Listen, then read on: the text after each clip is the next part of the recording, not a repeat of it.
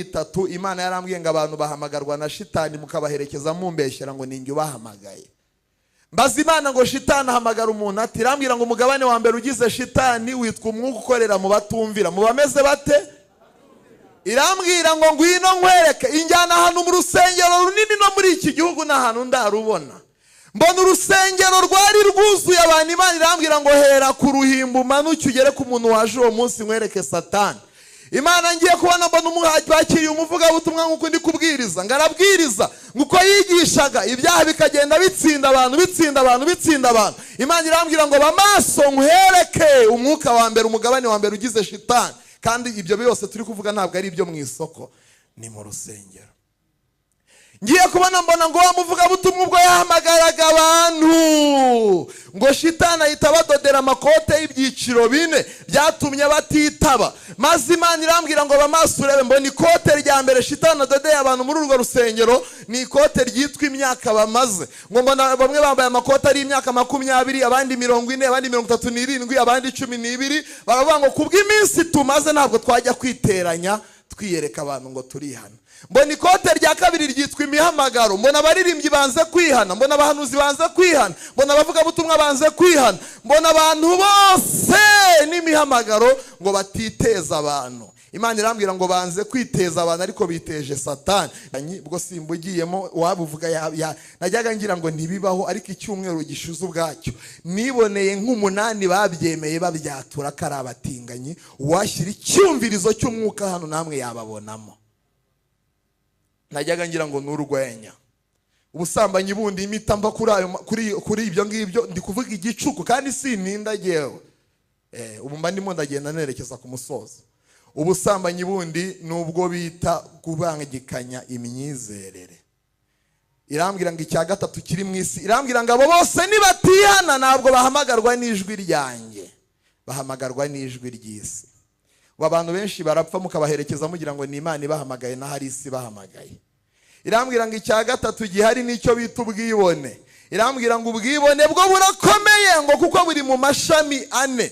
Ngikuzimu bakimenya ko abitwa abanyamuhamagaro bagiye badekaraye kubakubitisha umwambu ukomeye. Irembo Ryera TV, Irembo Ryera TV. Wabaza ikibazo numvishe ko mwaje gusenga mutabaza Imana kandi mwese murakinsubiza. Ari ugusenga amasengesho mwatumiye Imana, ari no gusenga Imana yabatumiye mwe mwumva mwasenga mute? Tureba bemeza ko basenga Imana yabatumiye. Ariko Mana yanjye we, Imana itumira abo yabuze. Iyo umuntu asenga Imana akayitumira ntabwo imutumira. Mukwiye kujya muba maso, ntabwo Imana ishinzwe kugutumira, ikubuze nibwe gutumira. Sawa, mweguke rero. Jambo rya mbere tugiye kuganira icyo bita igicuku. Ngigiki ni mweguke kandi urangara aratahana ubusa aracyura umunyu, icyo bita umunyu mu Kinyarwanda. Kandi ngo abantu bakunze kurangara bagenewe igihembo nk'icyo shefu w'amanyanga witwa Rusuferi yagenewe, ari cyo gihembo cyitwa 0. Mube maso rero nimufatwe n'indwara ya 5 mu ndwara 8 shitani ateza abantu baje gusenga, yitwa kwicaza imibiri mu rusengero ariko imitima yayijyanye. Kandi ngiye ajyanye imitima ayitembereza ahantu hagera muri 5. Aha mbere naho abantu baba bavuye baza gusenga, aha kabiri naho bari bujye bavuye gusenga, aha gatatu ni kubitagira umumaro baza kurangariramo bitegereza utwenda ngo tugezweho twabaje gusenga n'ibindi bitagira umumaro. Aha kane ni mubwirasi n'imyiryo idafite umumaro. Ati ikote buno baribonye, umuntu akicata ariko akagakanzu keza buno bari kukabona cyangwa barangaye, ukaba umutima wagiye kandi ijambo ry'Imana riri kuvugwa. Mube maso rero kuko ibintu mwumva byose nibitabica bizabakiza, ariko gahunda yari yo kubakiza. Uriya muntu rero ngo yiyambuye umuntu wa kera, ariko ngo kubw'uburangare mu gicuku mu gihe cy'integenye wa muntu wa kera araza aramufata kandi asanga ntacyo kumwakiriza afite. Shitani ni umuhanga, iyo ajya kuza ku muntu arabitegura, kandi ni umutekinisiye uzi ibyo arimo, afite gahunda yo kurangaza abantu ariko azi ibyo arimo, kandi akabarangariza aho bakabereye maso ariho mu rusengero, ku buryo abantu baza bakadihaguza bakabyina ariko bagataha bagize imvune, babyize ibyuya, bameze nk'abavuye muri sauna, ariko wababaza ati utahanye iki? Umubyeyi umwe yarambwiye ngo kugira ngo umenye ko abantu bicara mu rusengero badahari, iteraniro nirisoza jya ubabaza aho basomye. Nkoze ubushakashatsi nsanga 2% aribo babibuka aho twasomye. Bandi bati twagize ibihe byiza, simbizi simbyibuka ariko nzi ko twafashijwe. N'ubu aka kanya mpereye ku murongo nkababaza aho twasomye, nahita nsanga mutahibuka. Mbikore se kugira ngo mubyemere? Aha, muhave. Simfite rero umwanya wo gutinda cyane ko indwara zafashe abantu mu minsi y'imperuka, ngo niyo uvuze basigara bavuga ati yavugaga neza ariko ararambira. Ntabwo mbarambira, muhumure. Mu ndwara ntabwo njya ndambirana. Igicuku nari mvuze ngo Satani azi ibyo arimo, afite igihe kingana nk'ikiri munsi ya gito, na gito ntabwo cyuzuye. Niyo mpamvu akubita agatoki ku kandi arashaka gukuramo abantu urusengero, akabarekera mu rusengero. Kandi ku rutonde afite abitwa abanyamihamagaro. Ubwo iyo tuvuze abanyamihamagaro tuba tuvuze abaririmbyi, ababwirizabutumwa, abahanuzi, inzego zose z'imirimo zibera mu rusengero. Abafite gahunda y'uko Imana ibakoresha ariko ntikorane namwe, kuko ntabwo izabirukana mu mihamagaro yabahamagayemo. Niyo mpamvu mukwiye kuba maso mu gihe cy'igicuku, mukamenya uko mukwiriye gusenga. Muririmbyi yavuze ikintu kimwe gituma abantu babuza amahoro. Avuga ngo dore tubuza amahoro tuyabujijwe n'akantu kamwe kitwa ubusa. Ngo nuko abantu bose badasaba neza uko bakwiriye gusaba. Wa maso rero umenye uko uza kuza gusaba tugiye gusenga. Igicuku. Satani yajya kuza mu muntu anyura mu marembo agera muri 5. Ndavuga 3 kugira ngo nihute. Irembo rya mbere anyuramo ryitwa ibitekerezo. Ndagutangariza ko iyo umuntu ajya kugwa agwa mu bice 3. Kuko umuntu ukijijwe agizwe n'ibice 3, ariko umuntu utarakizwa abafite 2, icya gatatu kiba gipfuye. Igice cya mbere kigize umuntu ukijijwe cyitwa umwuka cyangwa se ibitekerezo. Iki gice nicyo impano y'Imana ikoreramo. Imana yihamagaye umuhanuzi ivugana nawe inyuze mu gice cyitwa umutima cyangwa se umwuka. Imana yihamagaye umuvugabutumwa ivugana nawe inyuze muri icyo gice. Niko n'abahimbyi b'indirimbo naho ngaho Imana inyura. Akaba ariyo mpamvu Shitani iki gice agisanga kizemo imbaraga nyinshi, kugira ngo ba nyiracyo bavangirwe, abone uko avangira n'impano z'Imana ziri muri cyo. Murahimvise?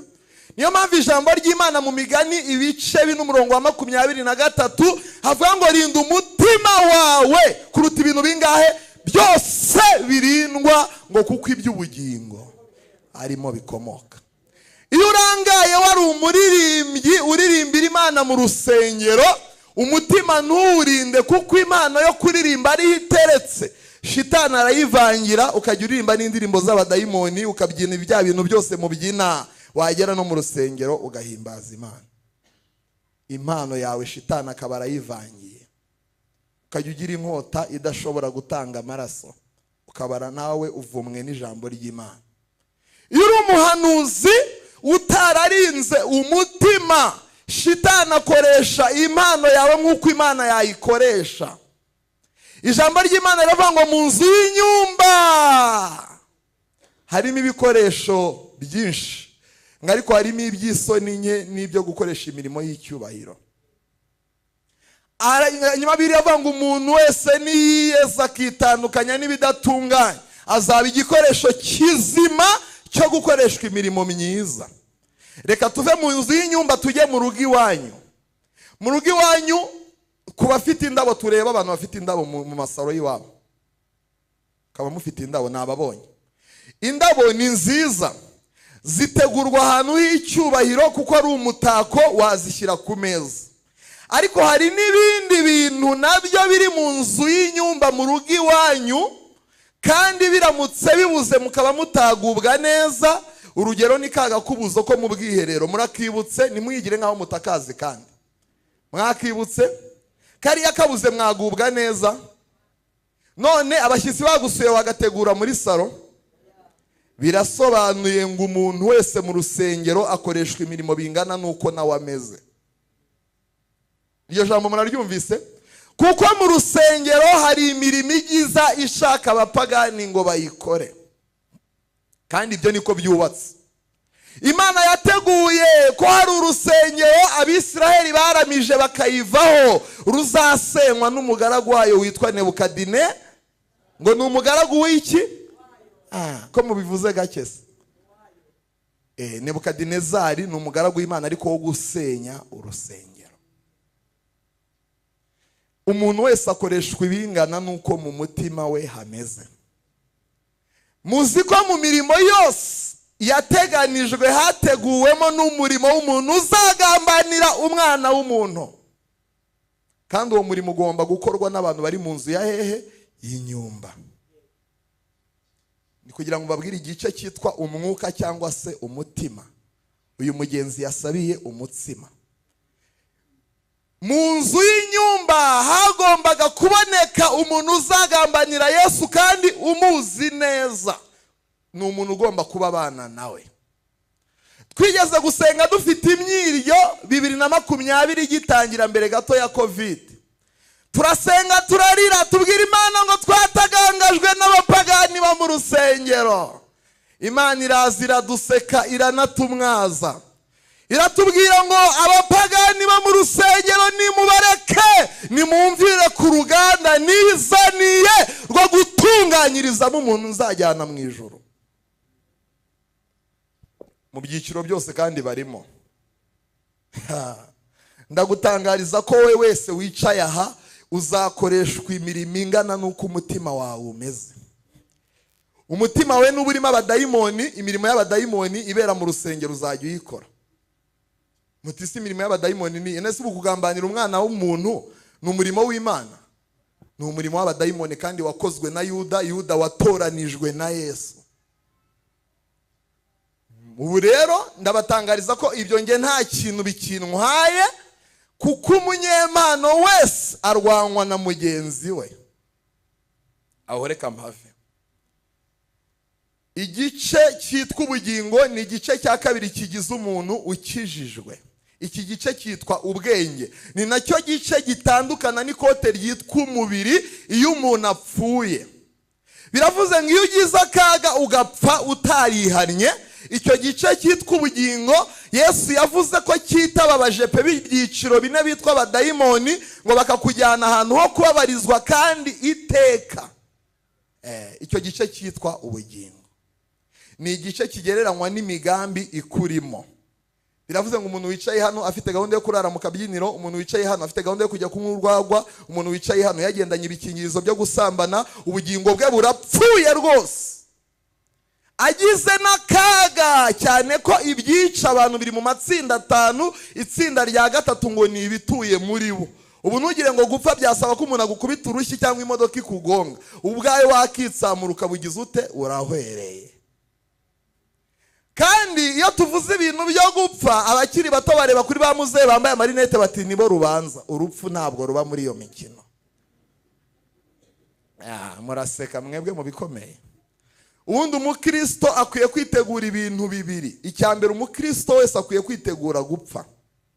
Hari n'umupasiteri watubwiye ngo abafite ibyo baraga mujye muva mu rugo iwanyu muraze. Hari imyiryo rero barokore bagira ati Imana yamvuze ati ubu napfa nakoze kuri radio, Imana yarabivuze. Radio wagenda rwose gupfa. Kandi mu gupfa ukitegura kumenya ijwi ryaguhamagara iryo ari ryo.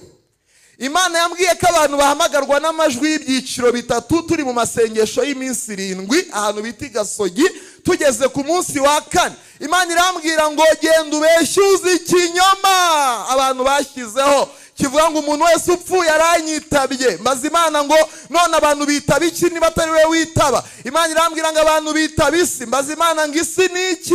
Irambwira ngo ingana n'ibintu 9 Satani yayishyizemo. Nta mwanya mfite, reka mvuge bitatu gusa. Imana irambwira ngo ikintu cya mbere gihamagara abantu mu isi ni icyo bita ibirori.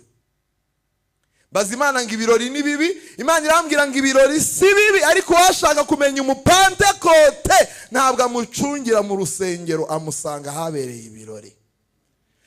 Mbaza Imana ngo ibyo bivuze iki? Imana irambwira ngo ngwino nkujyane mu bukwe. Injyana ahantu habereye ubukwe, ngiye kubona mbona abakobwa bakiri bato n'abadamu bato bambaye imyenda ngo zari modeli zavuye ku badayimoni. Yari imyenda ngo yari iciye amaboko ngo yerekana mu gatuza hose n'imigongo. Imana irambwira ngo aba bantu baribeshya bakagira ngo ubu bukwe batashye n'ubu gusa. Irambwira ngo hari n'ubundi bukwe buri gutegurwa bukomeye butazinjirwamo n'abameze gutya. Irambwira ngo abantu benshi bahindura imyambaro bageze mu birori. Irambwira ngo abo sinye ubahamagara. Ubwo mwitonze nshima Imana ko muri kunyumva. N'ubundi umumaro w'inkota nukubaga, nta waba ari ku nkota ngo avuze induru. Iriya ni imirimo y'abadayimoni, kandi nge ntabwo nshinzwe kubakorera. Hano ubwo nshinzwe kwamamaza shitani, cyane ko ni kuzimu siwe. Kuzimu ni gereza Imana yamukingiraniyemo. Uvuze ko ikuzimu ari kwa shitani, wavuga ko ni mageragere imbohe ziriyo ari iwazo. Buriya ni iwazo, ni ahantu Imana yamukingiraniye. Icyakora yitiza intebe ikurimo iri mu busa. 12 Matayo 43. Dayimoni yavuye hehe? Mu muntu. Azerera ahatari amazi, ashaka uburuhukiro akabubura. Imana imbwira ikindi kintu kibera mu birori gihamagara abantu bakitaba. Irambwira ngo aba bantu nibatihana ntabwo ari njye ubahamagara, bahamagarwa n'isi. Turi kuvuga ijambo ryitwa igicuku. Ngiye kubona ngo mbona mu kanya nk'ako guhumbya hagiyemo indirimbo y'abadayimoni. Urambaza ngo indirimbo y'abadayimoni ni indirimbo imeze ute? Ni indirimbo yose itahimbwe n'umwuka wera. Kwera ko ntabwo ari ikibazo cy'ibiririmbwa, ikibazo ni umwuka ubishorera. Ntabwo ari ikibazo cy'ibyo tubabwiriza, ikibazo ni umwuka ubishorera. Abantu baherutse gusenga Imana bibaza ngo kubera iki itorero risenga ariko umwuka w'ubusambanyi ukaba ubaye mwinshi. Imana irababwira ngo mwararangaye mwibwira ko ibivugwa ari byo bikiza. Ahubwo iyo abantu bababwiriza ikintu giherekeza ibyo bavuze ni imbaraga isanzwe iyobora ubuzima bwabo. Mu yandi magambo, nimukunda kubwirizwa n'abahehesi, uwo mwuka uzajya ukorera muri mwe nimutaba amaso. Yesu Yesu ndakwinginze, wohereza abakozi bawe bateranye ibyo bisarurwa. Murakoze cyane. Nyinginge Yesu yohereze abasaruzi, kuko nimubwirizwa n'abantu banywa ibiyoga uwo mwuka uzajya ubakoreramo. Donc ibintu biherekeza ibyo twavuze ni umwuka utuyobora. Iyo tuyoborwa n'umwuka wera niwe ushorera ibintu tubabwira. Imana rero irambwira ngo ziriya ndirimbo bari kubyina, tegereza amaso urebe ikigiye kuba. Ngo mbona abantu ko babyinaga hari imyuka iri kubinjiramo kandi bari mu bukwe busanzwe. Imana irambwira ngo uribuka ubwo Dawidi yaririmbaga imyuka mibi ikava muri Sawuli, numva ndabyibutse. Irambwira ngo nuko niba hari indirimbo zikuramo abantu imyuka mibi, hari n'indirimbo abantu bumva zikajya zibinjizamo imyuka mibi. Imana irambwira ngo mu myuka y'amatsinda ane ibinjiramo iyo abantu bakunda kumva indirimbo z'isi bakanazibyina. Irambwira ngo umwuka wa mbere ukomeye ni umwuka wo kubangisha indirimbo zo muri kantike, zino ndirimbo zo mu gitabo, ku buryo baziririmba abantu rimwe na rimwe ntibanazumve. Reka mpave. Icya kabiri kiri mu isi Imana yambwiye gihamagara abantu bakitaba ni ubusambanyi. Ubusambanyi nta mwanya wabwo mfite, ariko bugirwa n'amashami agera muri 7. Ubwa mbere n'abantu baci inyuma yabo bashakanye, ubwa kabiri n'abantu bikinisha, ubwa gatatu n'abantu bareba filimi z'urukozasoni, ubwa kane n'abahehesi. Nyiri kubahehesi Imana yarambwiye ngo uzaburira abagabo ikintu kibabaho batazi gikomeye. Imana ibinjyanyaho bita muri salon de coiffure, murahabona, kandi abwirwa benshi akumva be. Ubwo ntabwo dukomye rutende, ba nyirabiyo bumve. Imana injyana aho bita muri salon de coiffure, irambwira ngo bamaso nkwereke ikintu gikomeye. Ngo ngiye kubona mbona umugabo bamaze kumwogosha, amaze kogoshwa ngo mbona yinjiye mu kumba, ako kumba mu ijuru bakanditseho ngo ni mu rupfu. Ni handi abagabo bajya gutega imitwe abakobwa bafite inzara nk'iz'amagini bakaza kubamesa mu mutwe. Irambwira ngo bamaso urebe ikigiye kuba. Ngiye kubona ngo mbona umugabo ateze umutwe, ngo uko wa mukobwa yamwozaga mu mutwe, ngo nkabona ari kwakira imyuka y'ibyiciro bitatu. Umwuka wa mbere yakiriye ngo wari umwuka wo kudahuza n'uwo bashakanye. Umwuka wa kabiri yakiriye ngo wari uwo kugira irari ritazima kandi yubatse urugo. Umwuka wa gatatu yakiriye wari uwo kujya arota inzozi zo gusambana. Irambwira ngo benshi cyane bashiriye hari bagendana umudayimoni wa 7 mu badayimoni 9 bashinzwe guteza abantu ubusambanyi bwitwa ubuhehesi, ku buryo umugabo akwitegereza ukabona agiye kukumira kandi utari umugore we, yaguhobera ukabona yanze kukurekura. Ese ibyo mvuga biriho cyangwa nta biriho? Ubusambanyi bwa 5 Imana irambwira ngo bureba abagore. Mbaza Imana ngo umugore yasambana ate ko nta muntu usambana ari umwe? Imana irambwira ngo ngwino nkwereke icyabaye. Irambwira ngo ijambo ryanjye rivuga ngo iki? Sanga ijambo ry'Imana rivuga ngo umugabo wese uzareba umugore akamwifuza azaba agize ute? Ko mubivuze gake ngo azaba agize ute? Imana irambwira ngo hari imyenda abadamu n'abakobwa bambara ikagaragaza uko bateye. Irambwira ngo apotre wabo ni umugore witwa Batisheba wagaragaye abonywe na Dawidi yogera ahantu hatogerwa. Ese buriya Dawidi yabonye Batisheba ari muri dushe? Ntago yari kuba ari muri dushe. Irambwira ngo ni umwuka we ugenda ubyara abandi bagore n'abakobwa benshi biyambika imyenda igaragaza uko bateye. Iyo bagiye rero bagahura n'abagabo bameze nka Dawidi baturanye n'umubiri, ubifuje wese agenda ari kubasambanya. Irambwira ngo niba umugore anyuze ku bagabo 50 bamwifuje kubera uko yiyambitse, ubwo azarana abasambane bangahe? Murakoze cyane, Yesu abaho umugisha. Bwo n'ubusambanyi bwa 5. Ubundi bwitwa ubutinganyi, bwo simbugiyemo wabuvuga najyaga ngira ngo ntibibaho, ariko icyumweru gishuze ubwacyo niboneye nk'umunani babyemeye babyatura kari abatinganyi. Washyira icyumvirizo cy'umwuka hano namwe yababonamo. Najyaga ngira ngo n'urwenya. Ubusambanyi bundi imita mva kuri ibyo ngibyo ndi kuvuga igicuku kandi sininda yewe. Ubu mba ndimo ndagenda nerekeza ku musozo. Ubusambanyi bundi nubwo bita kubangikanya imyizerere. Irambwira ngo icya 3 kiri mu isi, irambwira ngo abo bose nibatihana ntabwo bahamagarwa n'ijwi ryanjye, bahamagarwa n'ijwi ry'isi. Abantu benshi barapfa mukabaherekeza mugira ngo ni Imana ibahamagaye na hari isi bahamagaye. Irambwira ngo icya 3 gihari nicyo bita ubwibone. Irambwira ngo ubwibone bwo burakomeye ngo kuko buri mu mashami 4. Ngikuzimu bakimenya ko abitwa abanyamuhamagaro bagiye badekaraye kubakubitisha umwambo ukomeye witwa ubwibone, ngo buri mu matsinda 4. Ubwa mbere bureba abitwa abanyamuhamagaro, ngo kuko bamenye ko nta bihanga bibiri hehe mu nkono. Ngiyo wiyemeye ukarega gatuza Imana iragenda, kandi mu bimenyetso biranga izo umuntu arabimenya ariko igenda idasezeye. Ku buryo ngikuzimu bavuze ngo mwinjire mu bitwa abanyamuhamagaro mubashyiramo umwuka witwa ubwibone. Najya abwiriza asoje avuga ko ntawe ubona icyo avuga igihe agize ute asoje. Umukobwa uzi guhogoza neza mumuteze ubwibone ku munsi wa konsera sibe, nta n'impamvu afite ngo arebe ngo isoni ziragira ute zirabakora. Mwinjire mu bahanuzi mubateze ubwibone, ngicyo gihe Imana izabasiga bagire ngo iracyahari kandi basigaye bonyine. Ubwibone bwa 2 ngo bureba abagabo, ngo kuko kuvuga ijambo mbabarira ahubwo wabikoreza nka tone 5 z'ibigori bakavana bakajya Nyabugogo ntawo bakiriye. Abagerageje babahanga ngiyo yakoze ikosa kubo bashakanye, aho kugira ngo amubwire mbabarira ari yaranje agaca kuri ragareta agatana envelope y'iki y'umugati bikaba bihoriyemo. Abandi bazi kwihagararaho akabaguza impano y'igitenge akayikuzanira, ariko kuvuga ijambo mbabarira ubwo ngo n'ubwibone bufata baki. Bigeze ku bw'abagore ho nagize ubwoba, ngo kuko shitana barashisha imyambi igera kuri 4 nta mwanya mfite, ngo kuko azi ko mukunda kubeshywa kuruta kubwizwa iki ukuri, ku buryo ngo umugabo w'umuhese abwira umugore utaruwe kaseka nk'izuba, umugore akajya aseka nta n'igisekeje. nta n'ibisekeje bihari akaba arasetse. Ubwibone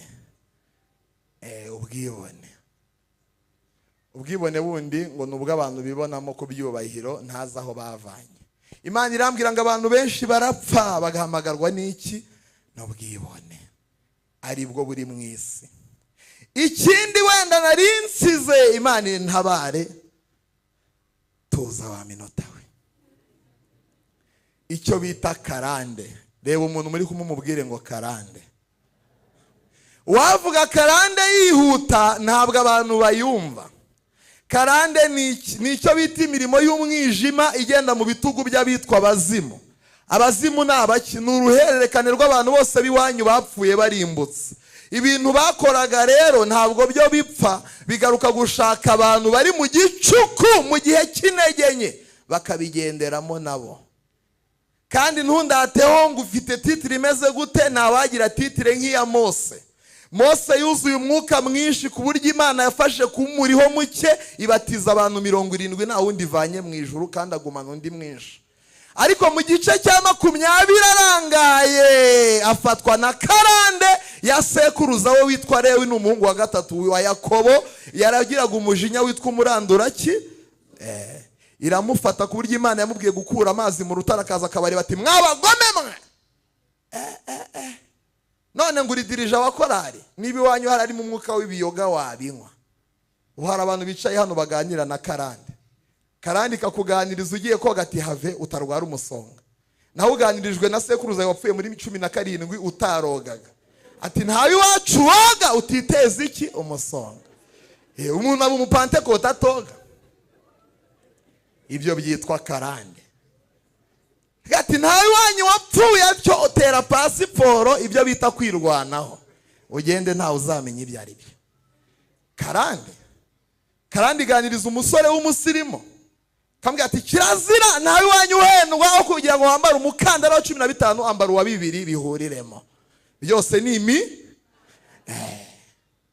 karande iganiriza umubyeyi afite amafaranga yo guhaya ajya mu isoko kugura inyanya. Ati zino zigurangaye batakadowe n'ibibiri. Ati no, ijwi rya nyirakuruze yapfuye muri 42 utarahendwa gatigenda hariya mu kimene cya 500 utazaguhenda. Ese ibyo mvuga biriho cyangwa nta biriho? Karande irakuganiriza ukagenda n'amaguru ufite aya moto, ngo amaguru yawe nta essence agira gute? Anywa. Tigenda bihurire murabukozemo na kasipo kandi ufite itike. Ibyo byitwa karande. Karande yagufata uri perezida wa korali ukazana umugore wa kangahe? Wa 4. Bwacya rwose ukamuzana, kereka igicuku kitakuziye. Igicuko nihuse nta mwanya mfite. Ijwi rya kabiri Imana yambwiye rihamagara abantu, ni naryo riteye ubwoba, ni irya Satani. Kandi ahantu ribasanga ni mu gicuku, kuko Satani ntabwo ashobora kugusanga mu bihe byiza, agusanga mu gihe cy'intege nke. Muri maso cyangwa mwagiye? Narambiranye nsoze. Satani agizwe n'imigabane igera muri 3. Imana yarambwiye ngo abantu bahamagarwa na shitani mukabaherekeza mumbeshyera ngo ninjye ubahamagaye. Mbaza Imana ngo shitani ahamagara umuntu ati, irambwira ngo umugabane wa mbere ugize shitani witwa umwuka ukorera mu batumvira. Mu bameze bate? Irambwira ngo ngwino nkwereke. Injyana hano mu rusengero runini no muri iki gihugu n'ahantu ndarubona. Mbona urusengero rwari rwuzuye abantu. Imana irambwira ngo hera ku ruhimbo umanuke ugere ku muntu waje uwo munsi nkwereke Satani. Imana ngiye kubona mbona umuhaji bakiriye umuvugabutumwa nk'uko ndi kubwiriza, ngarabwiriza nguko yigishaga ibyaha bikagenda bitsinda abantu.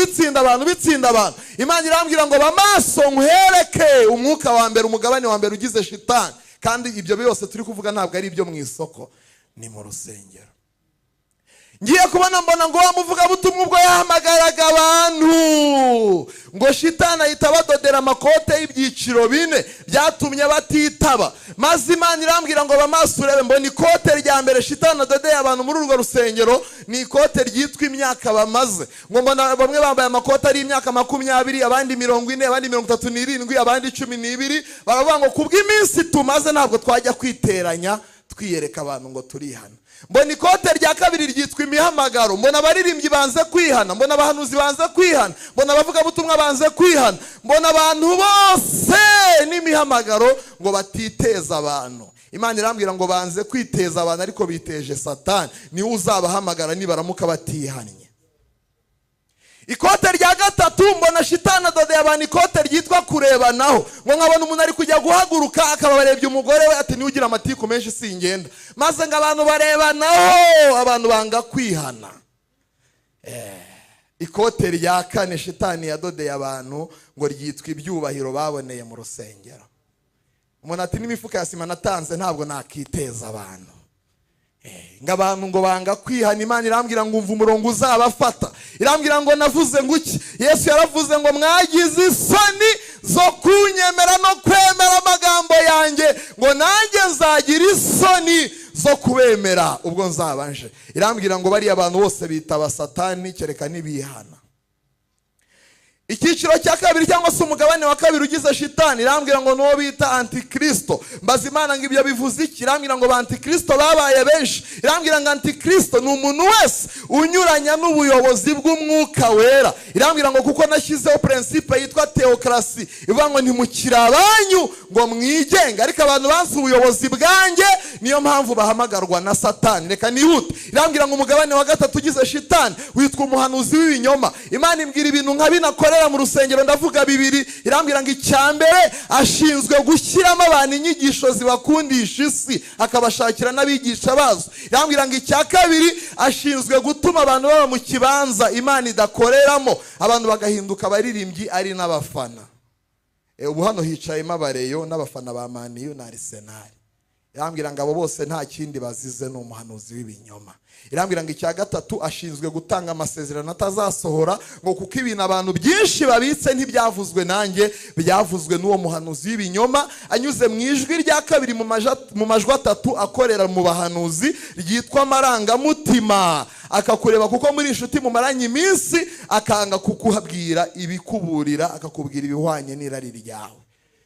Irambwira ngo abantu bose bahamagarwa na Satani. Irambwira ngo ngewe mu ijwi rya gatatu mpamagara abantu bataba mu gicuku. Igicuku nicyo twavugaga. Mwumvishe iby'igicuku cyazanye. Igicuku Imana yarambwiye ngo cyatumye abantu bagira ibimenyetso by'abantu bitwa inyeshyamba. Mbaza Imana ngo ibyo bivuze iki? Imana irambwira ngo mu bice bine kwa Daniel avuye mu ishyamba yavanyemo ibintu by'amatsinda nk'atatu. Ngo icyambere yari afite umusatsi w'igihuru wamwereyeho n'ibyara bimeze nk'iby'ikiyoni. Sikoni umupantekote afite ibyara birebire, kagira ngo ashinzwe guhandura inda mu bantu.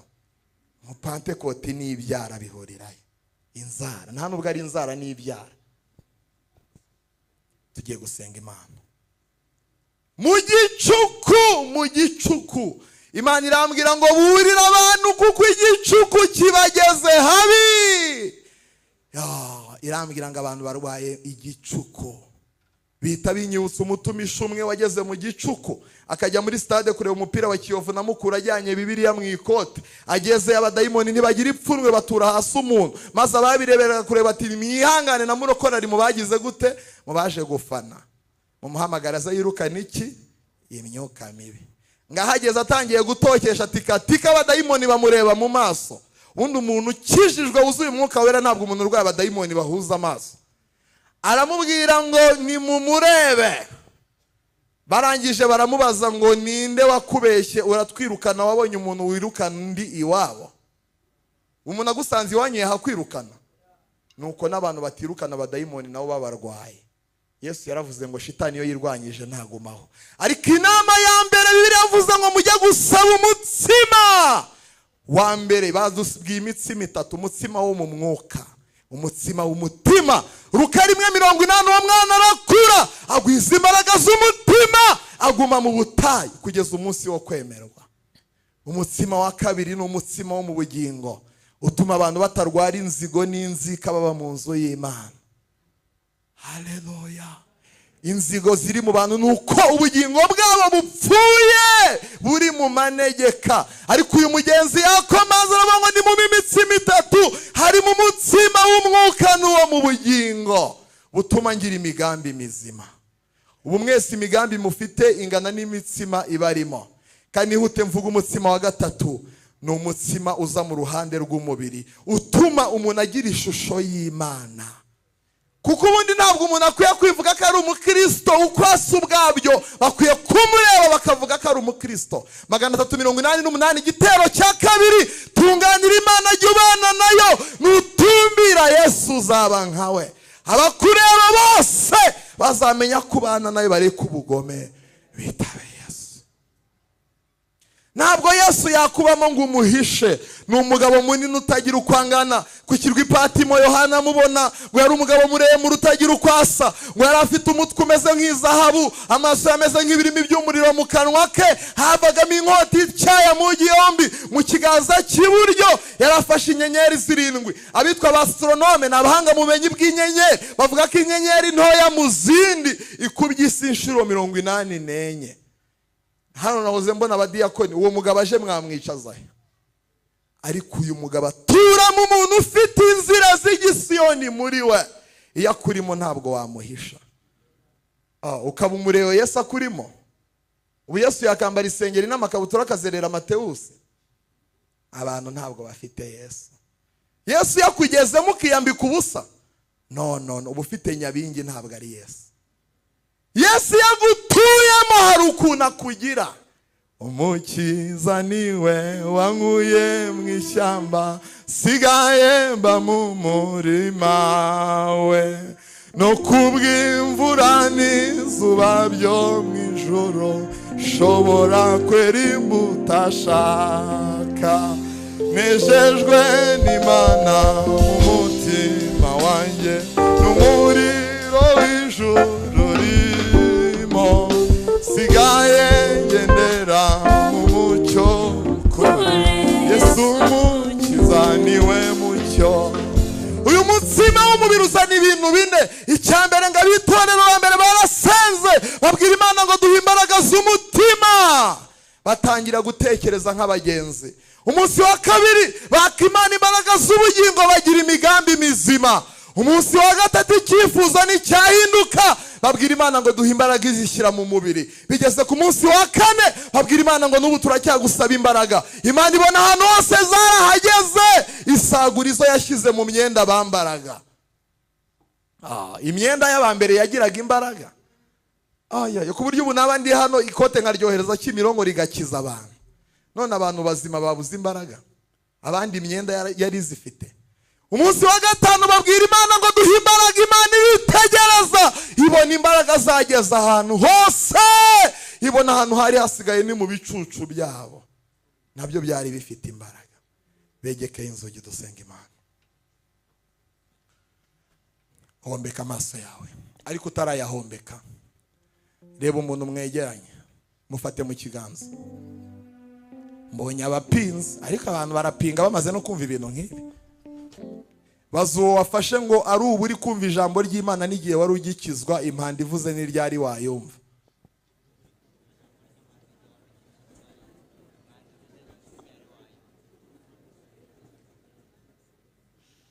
Igisubizo nimukime nakibonye, muhombeka amaso. Tekereza ku byo tuvuze amasegonda 5.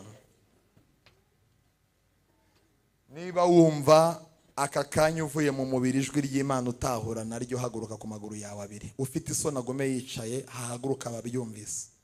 Nababonye mwe mwahagurutse mutambuke hano, hari umushumba arabasengera. Abafite isoni mugume mwicaye, n'ubundi Imana ntago ubugingo ibutera muri serumu, ibuha babwemeye. Mwese Imana ivugiye muri iri teraniro muririmo. Haze nimwe mwumvise, mwebwe muri kuza mwe bari mwe muza, abandi mugume mwicaye, haza bumvise. Ntabwo Imana igihe itera ubugingo muri serumu ibihereza babwemeye. Kandi wireba abandi, ahubwo irebeho urebe n'umutima wawe. Aho kugira ngo ujye muri protokole nyinshi no gusuzumana, ijambo rivuze wicaye ahangaha. Ibyo kwirwa wihagararaho ngo waje ari ubwa mbere, nimuzamuke hano ku ruhimbi mwese nahanyu. Imana igambiriye kubakiza. Holy was Kristo. Hari na mu Rwenda n'icyenda zari hamwe mu rwuri, ariko imwe yarizimiye ivuye ku mwungi. Wireba abandi urebeho. Mu bihana mangizerera ivuye ku mwungeri, urabizi ufite urwenda n'icyenda mbese ntizihagije uwo mwungera urabizi unywa ibiyoga urabizi urasambana urabizi uratukana urabizi uri umuntu utukana urabizi uri igisambo urabizi uri ikinisha tambuka Imana igukiriza ubugingo nusuzugura Imana ntizakumba ziguhaye amahirwe yemwe abasubi